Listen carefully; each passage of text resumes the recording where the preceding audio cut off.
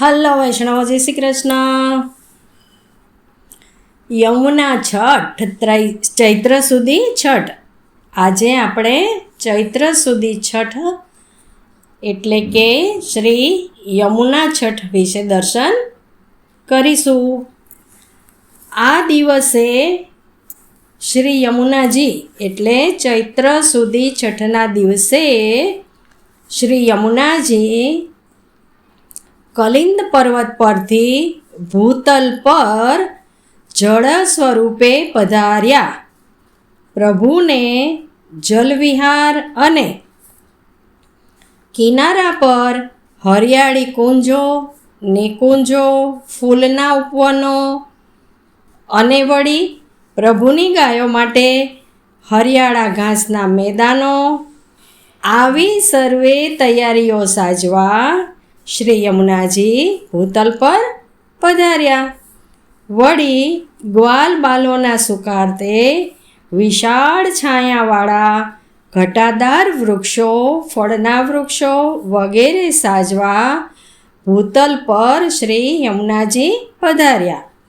તેથી વૈષ્ણવો આ દિવસે શ્રી યમુનાજીના ગુણગાન ગાઈને શ્રી યમુનાજીના લોટીજીને પ્રસાદી ભોગ ધરીને કીર્તનો ગાય છે, તેમજ પાઠ કરે છે અને આ રીતે આનંદપૂર્વક આ ઉત્સવ ઉજવે છે.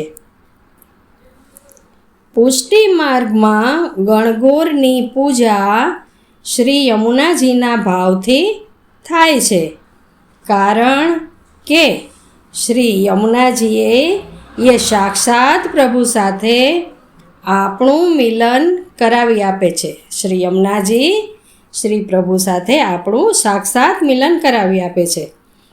આ દિવસે શ્રી ગુસાઈજીના છઠ્ઠા પુત્ર શ્રી યદુનાથજીનો પ્રાગટ્ય ઉત્સવ પણ છે.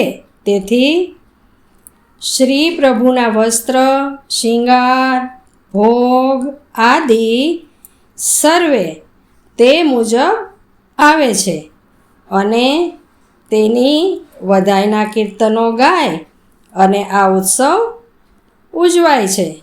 તો આપણે સૌ સાથે મળી શ્રી યમુના ષષ્ઠીના ઉત્સવનો આનંદ માણીએ.